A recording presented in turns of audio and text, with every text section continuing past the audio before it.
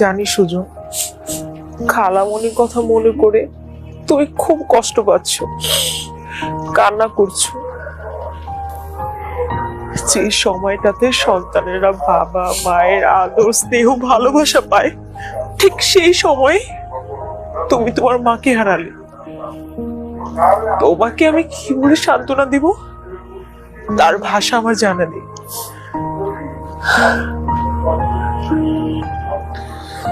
জানো সুজন, এই কয়দিনে আমি খালামণির এত আদর স্নেহ ভালোবাসা পেয়েছি যা আমি কোনো দিনই ভুলতে পারবো না। জানো রিয়া,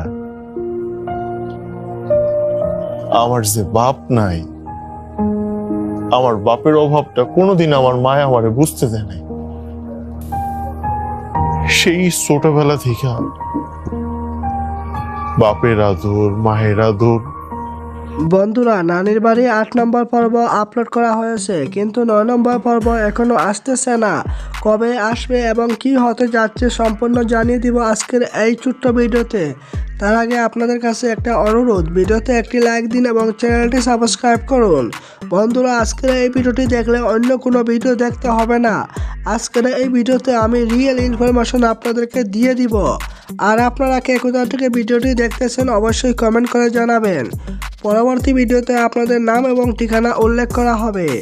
বন্ধুরা, নানির বাড়ি ৮ নম্বর পর্বে আমরা দেখেছিলাম কাঞ্চন পুলিশের বয়ে সুজনের পরিবারের সবাইকে গুম করেছিল। বেলিকে কি হাসপাতালে ভর্তি করা হয়েছে, বেলিকে কি বাঁচাতে পারবে অবশ্যই কমেন্ট করে জানাবেন।